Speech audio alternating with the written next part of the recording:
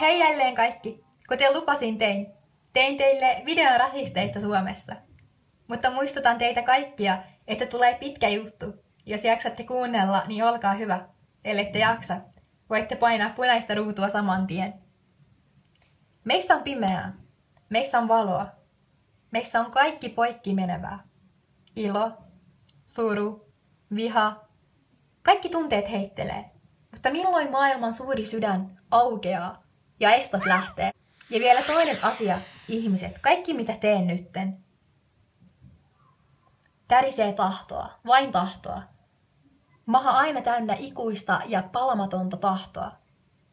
Joten ehdotan, että tyydytte siihen mikä on ja kuuntelette. Syyllisyyden tunne plus armollisuus ovat yhtä suuri kuin hyvän ihmisen perusta. Tällaista toivon rasisteille. Kaikkea hyvää yrittämiselle.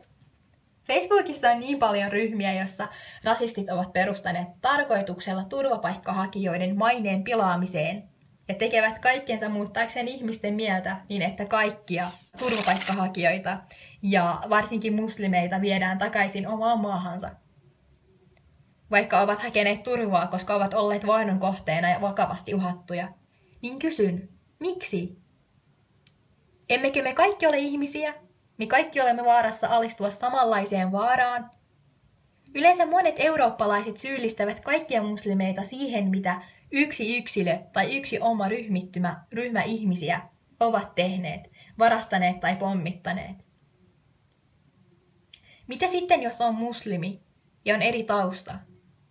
Eli tällä tarkoitan, että jos on vaikka nyt Suomen kansalainen ja muslimi, hänellä on vaan toinen tausta, eli syntynyt Suomesta, mutta vanhempansa ovat ihan muualta, niin onko se syyni, että synnyin? Ei ole syyni, että heräsin ja löysin itse täällä kahden kulttuurin välillä, kahden maan välillä, kahden tuskan välillä. Ei ole syyni, että synnyin tähän aikaan, tähän paikkaan, tähän elämänkertomukseen, ajanhukkaan, sekuntien roskaan ja ylpeyden paikkaan. Ei ole syyni, että elän nyt. Ei ole syyni, että satuin vain syntymään yhteiskuntaan ja maahan, jossa olen kansalaisensa, mutta väittävät toista. Ei ole syyni, että vanhempieni maa ei välitä minusta. Ei ole syyni, että minä olen minä. Ei oikea muslimi ole paha, mutta on islamin vihaajia, jotka perustivat järjestön Iisiksen islamiin ja muslimeiden nimellä. Mutta tämä ei tarkoita sitä, että kaikki muslimit ovat terroristeja, kuten aika monet niin väittävät ja luulevat, vaan terroristit ovat täysin oma ryhmänsä.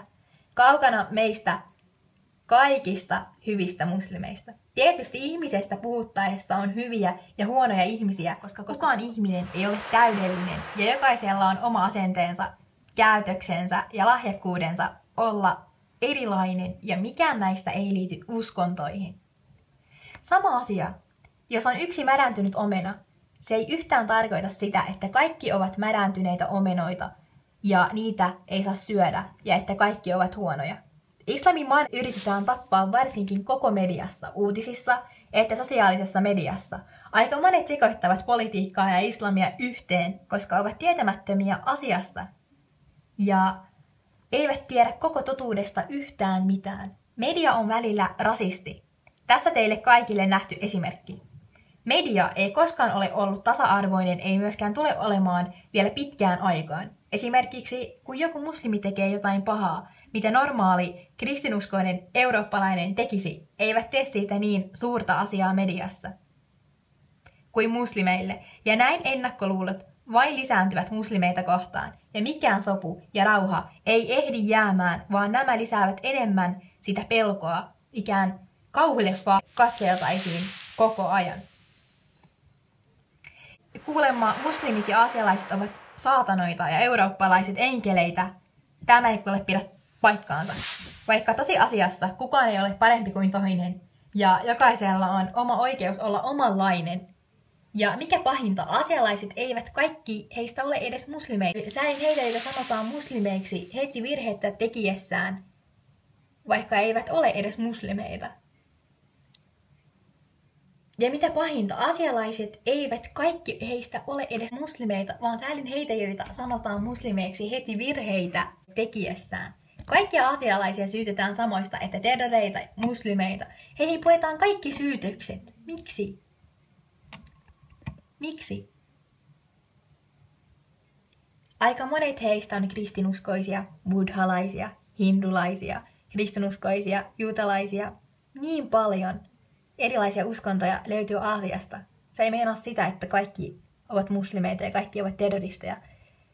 Media aina näyttää eurooppalaisia kauniina, virheettöminä, erehtymättöminä patsaina, aasialaisia muslimeita pahoina saatanoina. Edelleenkin muistutan, että kaikkialla maailmassa on hyviä ja huonoja ihmisiä persoonaltaan ja asenteeltaan, ei uskonnoltaan, ja kukaan ei ole täydellinen.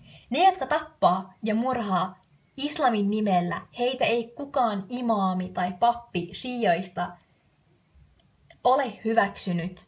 He, jotka tappavat ja murhaavat islamin nimellä, heitä ei kukaan imaami tai pappi shioista ole hyväksynyt. Koranissa, islamin pyhässä kirjassa, kerrotaan, että kaikki ihmiset, jotka tappaa ihmisiä, ovat kuin tappaneet kaikkia maailman ihmisiä. Ja toinen on sellainen, että teidät on luotu kansoiksi ja yhteisöitä tutustuakseen toisiinne. Eli oikeasti islamista ei ole edes sanottu eikä sallita toisten ihmisten tappamista. Se on suuri synti ja suora helvettiin meneminen. Lukekaa islamista enemmän, niin tajuatte, että ISIS on islamin mainetta pilaava järjestö. Tasa-arvo on hävinnyt maailmasta nykyään. ISISet väittävät, että he ovat muslimeita, mutta tosiasiassa he tappavat kaikkia muslimeita. Kysymysmerkki. Voitte kyllä miettiä tätä asiaa paljon paremmin. ISISet eivät ole muslimeita. Korani sanoo myös, että ihmiset ovat tasa-arvoisia keskenään, luojansa edessä, ja vain uskon voimakkuus erottaa heidät. USA ja Saudi-Arabia, Katar ja Turkki tarjoavat aseita ISISille Irakiin tappatakseen kaikkia shia-muslimeita, koska shiat uskovat 14 erehtymättömän imaamiin, ja sunnit eivät usko. Ja sunnien mielestä tämä on väärin edes miettiä tämmöistä, että kukaan ei ole heidän mielestään täysin virheetön. Irakissa on näiden erehtymättömien imaamien hautoja suurin osin niistä, ja he aikovat pommittaa haudatkin pois näkyvistä. Tämän takia suurin osa, jotka pakenevat, ovat Irakista ja Mekkassa, Saudi-Arabiassa. Islamin pyhinvaelluspaikasta näette, että profeetta Muhammedin haudasta on tehty suuri, mutta 4 lastensa pyhät haudat ovat rikkoneet nämä Saudi-arabit, shioja vihaavat pappinsa, jotka aina kehottavat sunneja vihaamaan shioja ja tappamaan heidät. Kulttuuri ei ole uskontoa, kuten aika monet sekoittavat, vaan yhteiskunnan tapa ja tottumus tietynlaisiin tapoihin, kuten esimerkiksi miten ja millä lailla juhlitaan iloissa, suretaan suruissa. Mutta kulttuuri ja yhteiskunnalliset erot ovat taas sen mukaan, miten ihmiset järjestäytyvät yhteisöiksi. Ja jokaisella ihmisryhmällä on omat perinteensä ja tapansa, miten luovat omaa kulttuuriaan. Esimerkiksi arabialainen musiikki on erilaista kuin eurooppalainen musiikki. Tämä on varmaa tietoa. Eihän kukaan tästä tappele. Eihän. Perussuomalaisista Tynkkynen kertoo muun muassa, että islamin pitää kitkeä Suomesta pois. Ja kaikki vaan nopeasti pois Suomesta. Ja tästä Zyskowicz kirjoittaa, että tässä ei ole tosiasiassa kyse kiihotuksesta ja rasistisesta ajattelusta. No mistäköhän? Zyskowicz ihmettelee sitä, että Tynkkysen johtama perussuomalaisten nuoret ehdottivat 21. heinäkuuta 2016, että Suomen laista poistetaan pykälät kiihottamisesta kansanryhmää vastaan ja uskonrauhan rikkomisesta. Kuunnelkaa, perussuomalaiset.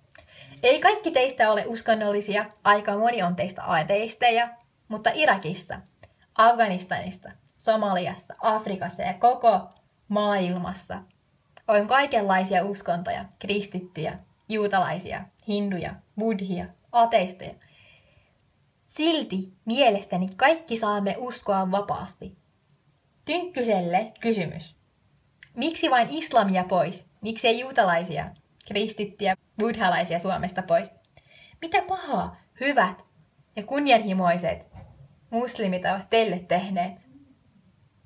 Näytitte huonoa mallia tasa-arvolle ja olette uhka ihmisyydelle, joten voin väittää itsevarmana, että saatte vain huonomman maineen monien ihmisten edessä. Kaikkialla maailmassa on ihmisiä, jotka ovat psyykkisesti sairastuneita, mutta ilo on olla oma itsensä ja kunnioittaa kaikkia pilkkaamatta ketään ihmisenä ja pilkkaamatta mitään uskontoa. Kunnioittaa kaikkia hyvää, niin lupaan, ettei kukaan loukkaa sinua, pilkkaa uskontoasi ja ihmiset kunnioittavat sinua. Ei ole mitään järkeä Facebookissa väittää, että turvapaikkahakijat ovat huonoja ihmisiä. Ensinnäkin kaikki heistä ei ole muslimeita. Ja toinen asia, muistutan, että on hyviä ihmisiä ja on huonoja ihmisiä. Ja osa riippuu kasvatuksesta, osa kulttuurista, missä ovat eläneet ja osa miten itse on opettanut ja oppinut käyttäytymään ja millä asenteella tulee näyttäytymään. En näe mitään pahaa auttaa ihmisiä, enkä näe pahaa olla inhimillinen, hymyilevä ja erittäin positiivinen ihminen.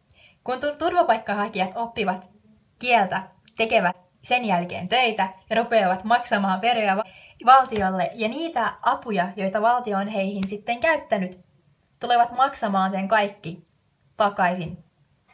Ei enempää vahinkoa heille, jotka haluavat auttaa. Rauha maahan. Hyvää päivänjatkoa teille päin. Ja muistutan teitä vielä, että seuraavassa videossani on näytelmä menossa. Ja moi moi!